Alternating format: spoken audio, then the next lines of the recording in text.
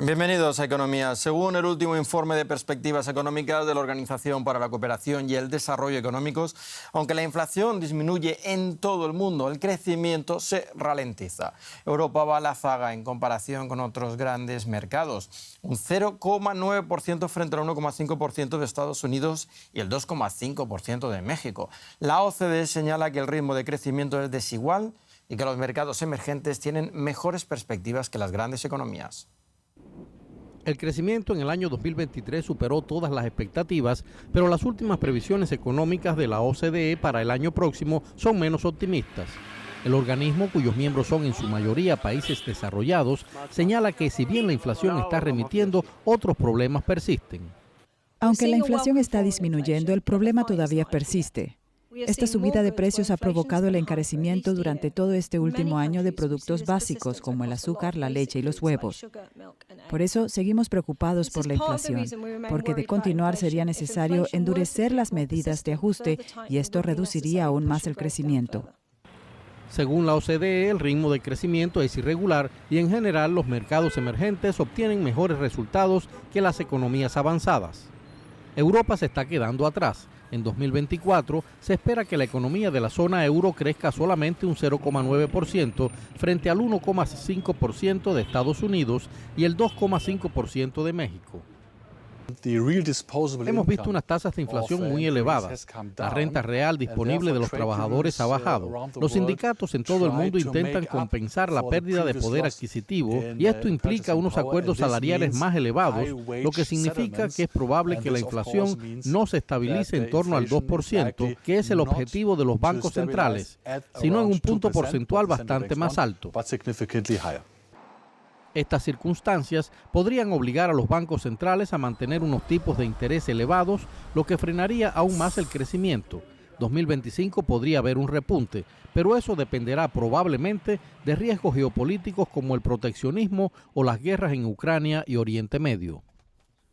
La OCDE pronostica un crecimiento de tan solo el 0,6% para la zona euro. Hablamos sobre esto con José David Navarro en Frankfurt. José, una de las principales preocupaciones es la evolución de la economía alemana, que lastra ese porcentaje previsto para la eurozona. ¿Cómo ve la OCDE la situación de este país, de Alemania? Hola Paco, ¿qué tal? Pues empezando por lo más reciente, la OCDE ve en esa crisis presupuestaria con la que está lidiando Alemania un riesgo coyuntural que se añade a los problemas que ya lleva arrastrando el país. Recordar que el Tribunal Constitucional bloquea en torno a 60.000 millones del presupuesto y ahora, Paco, entre los temas que preocupan son, por ejemplo, qué va a pasar con las inversiones que estaban prometidas a empresas para la transición energética o qué va a pasar con los precios energéticos, porque ya se ha anunciado como una de las consecuencias que no se van a prolongar los frenos a los precios energéticos, por ejemplo, para los hogares. La OCDE calcula para Alemania una caída del 0,1% en este año y habrá que esperar, Paco, hasta el 2025 para ver cómo Alemania crece por encima del 1%. Todavía entonces será un porcentaje de crecimiento por debajo, por ejemplo, de la media de la OCDE y, por supuesto, por debajo de Estados Unidos y China. José, miremos ahora hacia América Latina. Las previsiones son peores para Argentina de lo que la OCDE había previsto en su último informe. ¿Cómo ve la organización los planes de Milei? Pues la economista jefe Lombardelli no ha contestado directamente cuando se le preguntaba sobre esos planes de dolarización de Milei. Ha dicho que la prioridad de Argentina será reducir la inflación y aportar mayor estabilidad macrofinanciera. Pero sí que la OCDE se ha expresado en torno a los planes de recorte del gasto público en Argentina. Lo ve por una parte como algo positivo por la confianza que puede aportar, por ejemplo, para las nuevas políticas económicas y atraer capital, pero advierte al mismo tiempo que hacerlo de forma muy rápida puede generar inestabilidad política en medio de las tensiones sociales crecientes. Para Argentina, la OCDE calcula una contracción del 1,2% este año y Paco cree que la inflación seguirá aumentando del 124% al 157% en 2024. Gracias, José David, desde Frankfurt. Las previsiones de la OCDE son, sin embargo, más positivas para Estados Unidos y los últimos datos revisados del PIB avalan la buena marcha de la economía, al menos este año. Ana Nieto, ¿cuáles son estos datos?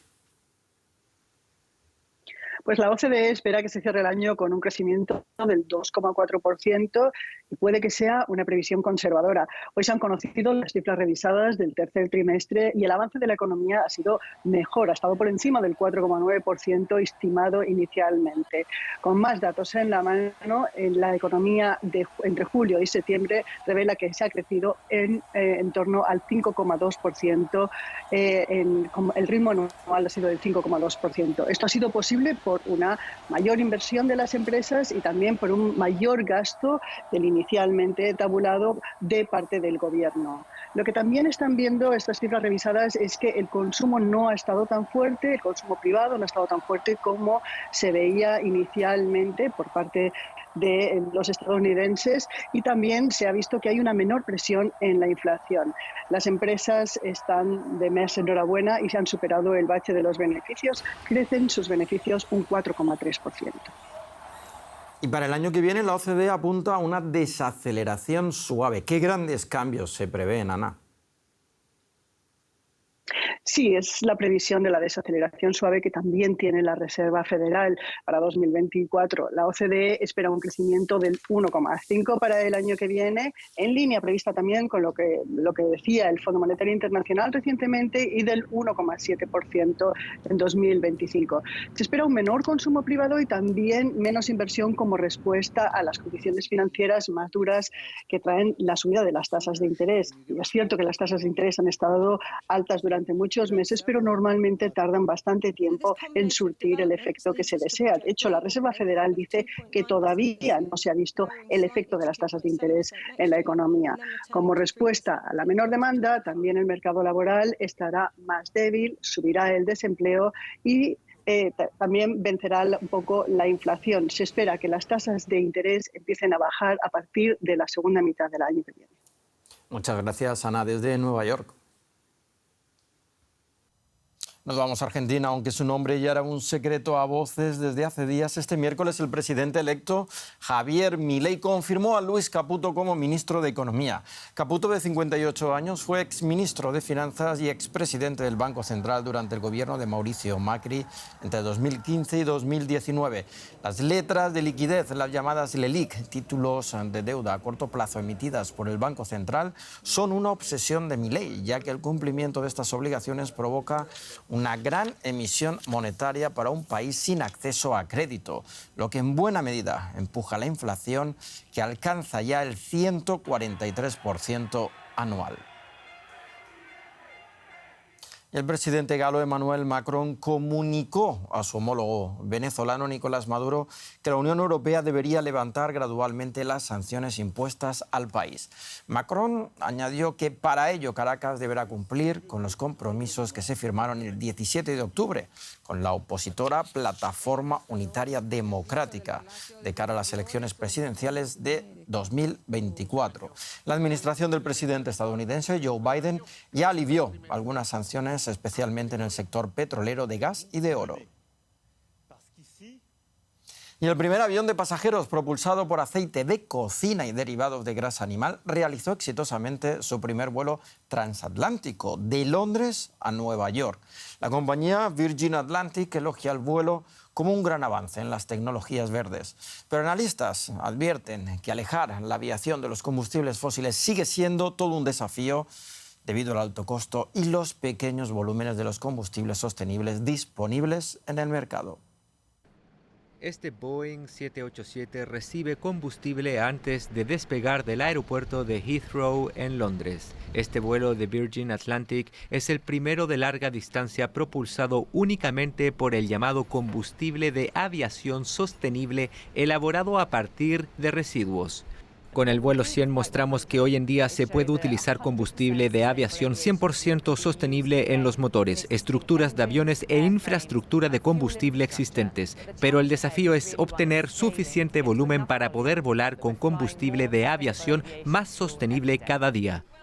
El vuelo es un evento exclusivo en el que únicamente viaja un grupo de políticos y empresarios. Su objetivo es mostrar que los vuelos libres de fósiles son posibles, un reciente logro que enorgullece al fundador de Virgin Group, Richard Branson. Nadie pensó que fuera posible que las aerolíneas pudieran volar largas distancias con combustibles sostenibles. Esperamos demostrar que los escépticos se equivocaron, que es posible. Y una vez que hayamos hecho esto, recurriremos a la industria de combustible para decirles si lo pueden suministrar. Hemos demostrado que es posible usarlo. Si lo suministran, lo usaremos.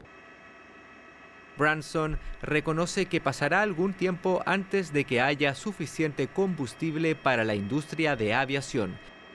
Las aerolíneas la consideran como la manera más efectiva para reducir las emisiones. Los partidarios del proyecto la consideran un gran avance, pero grupos medioambientales lo consideran un ejemplo de lavado verde. Y por cada vuelo de este tipo, siguen habiendo 100.000 vuelos diarios con combustibles fósiles. Vamos a continuación con un resumen de otras noticias económicas destacadas de esta jornada. Según la Cámara Alemana de Comercio e Industria, la mitad de las empresas del país tiene dificultades para cubrir vacantes debido a la escasez de mano de obra cualificada.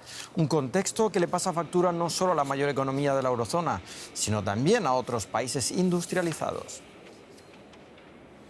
Vietnam aprobó un impuesto mínimo global del 15% para las multinacionales. Con esa tasa, el país asiático espera recaudar más de 600 millones de dólares.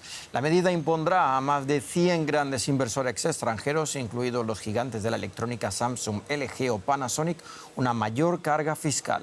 El país ofrecía anteriormente tipos especiales muy reducidos para las multinacionales, en algunos casos por debajo del 3%. Y aquí ponemos punto y final a esta edición de Economía. Muchas gracias por acompañarnos de nuevo. Hasta otra ocasión.